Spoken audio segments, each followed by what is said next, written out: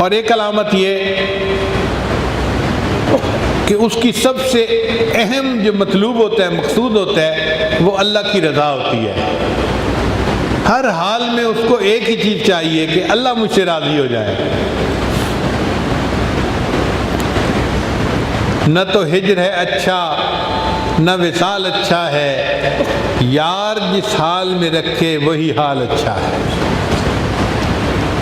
چنانچہ اللہ والوں پر عجیب و غریب مقامات آئے، لمحات آئے۔ امام بخاری رحمۃ اللہ علیہ، اللہ کے اتنے مقبول بندے، ایک شہر میں رہتے تھے تو وہاں کسی محدث سے کوئی علمی اختلاف ہو گیا ایک لفظ کے اوپر، تو انہوں نے ان کے بارے میں کوئی بات کر دی، تو امام بخاری رحمۃ اللہ نے فیصلہ کیا کہ میں اس شہر کو چھوڑ کے واپس بخارا چلا جاتا ہوں۔ اس شہر میں امام بخاری کے اتنے محبت کرنے والے تھے کہ جب گئے تھے تو 8000 گھوڑوں پر لوگوں نے سوار ہو کر ان کا استقبال کیا تھا۔ آپ بتائیں 8000 گھوڑے کتنے ہوتے ہیں؟ یعنی 8000 کاروں پر شہر سے باہر نکل کے امام بخاری کا استقبال کیا تھا۔ ہزاروں لوگ تھے پیدل، اور امام بخاری کو لے کے اس شہر میں آئے تھے، اور امام بخاری نے وہاں رہنا شروع کیا۔ بڑے شاگرد تھے، امام مسلم رحمۃ اللہ بھی تھے، اور بھی تھے وہاں پر جو امام بخاری کے شاگرد تھے، مگر ایک علمی اختلاف کی وجہ سے وہاں کی فضا خراب ہو گئی، تو امام بخاری رحمۃ اللہ نے سوچا کہ میں اب یہاں سے شہر چھوڑ کے واپس بخارا چلا جاتا ہوں۔ جب بخارا جانے کا ارادہ کیا تو امام بخاری کو چھوڑنے والا ایک بندہ بھی نہیں تھا۔ کتابوں میں لکھا ہے کہ امام بخاری نے رات کو نکلنے کا فیصلہ کیا کہ لوگ مجھے دیکھے بھی نہ۔ رات کے اندھیرے میں اس شہر سے نکل رہے ہیں، اور 2 شاگرد ساتھ ہیں، ایک امام مسلم رحمۃ اللہ علیہ اور ایک اور تھے۔ تو امام بخاری رحمۃ اللہ نے ان کو کہا کہ دیکھو میں تمہارا استاد ہوں، تمہیں حکم دیتا ہوں کہ تم میری بجائے اپنے اس استاد کے پاس واپس چلے جاؤ، میرے ساتھ نہ جاؤ۔ اپنے 2 شاگردوں کو بھی واپس بھیج دیا اور تنے تنہا اکیلے شہر سے نکلے۔ دل کی کیا کیفیت ہوئی ہوگی؟ دل کہتے ہیں نا، بڑے بے آبرو ہو کر تیرے کوچے سے ہم نکلے۔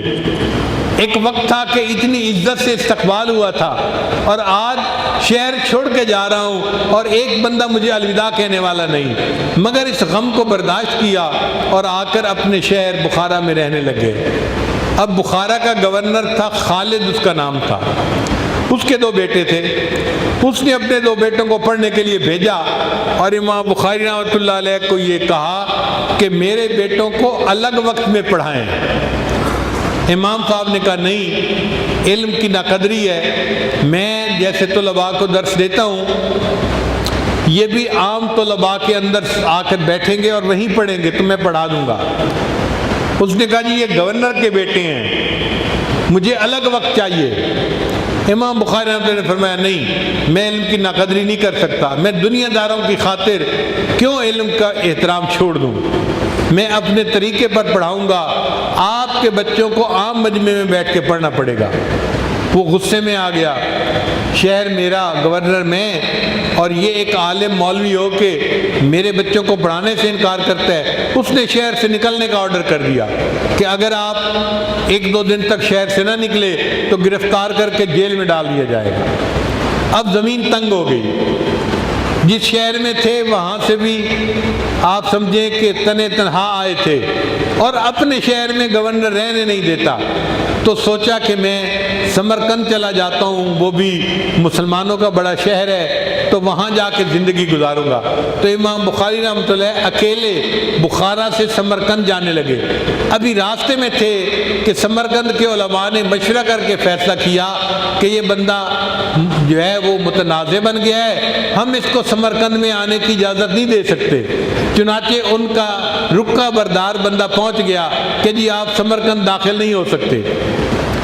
یہ ہے نہ جائے ماندن نہ پائے رفتن۔ بخارا چھوڑ کے آ گئے تھے، سمرقند داخل نہیں ہو سکتے تھے، جب رکا ملا اور علماء نے کہا کہ جی آپ ہمارے شہر میں نہیں آ سکتے، اب جگہ نہیں ملنے تھی، جاؤں تو کہاں جاؤں، یہ وقت تھے جب امام بخاری رحمۃ اللہ نے دعا مانگی کہ ربی انی ضاقت علی الارض بما رحبت فاقبضنی، اے اللہ زمین پوری فراخی کے باوجود میرے اوپر تنگ ہو گئی ہے، اے اللہ میری روح کو قبض کر لیجئے۔ اللہ کے کتنے مقبول بندے ہیں، محبوب صلی اللہ علیہ وسلم کی بارگاہ میں کتنی قبولیت ہے۔ ان کی بخاری شریف کے بارے میں کہا گیا اصح الکتب بعد کتاب اللہ، اللہ کی کتاب کے بعد دنیا کی سب سے زیادہ صحیح ترین کتاب۔ اتنی عظمت والے شان والے محدث، لیکن دنیا میں رہنے کی جگہ نہیں مل رہی، تو خالہ کا گھر قریب تھا، پھر وہاں چلے گئے، اور پھر رمضان مبارک کی ایک رات میں جمعہ کے دن بالآخر خالہ کے گھر ان کی وفات ہو گئی، اور وہیں پر امام بخاری مدفون ہیں۔ ایک محدث کہتے ہیں کہ میں نے خواب میں دیکھا کہ نبی علیہ السلام صحابہ کے ساتھ کھڑے ہیں، تو میں نے پوچھا اے اللہ کے حبیب صلی اللہ علیہ وسلم آپ یہاں پر کیوں کھڑے ہیں؟ تو نبی علیہ السلام نے فرمایا کہ میں اسماعیل البخاری کے انتظار کر رہا ہوں۔ وہ کہتے ہیں کہ میری آنکھ کھل گئی، میں نے وہ تاریخ وہ وقت لکھ کے رکھ لیا۔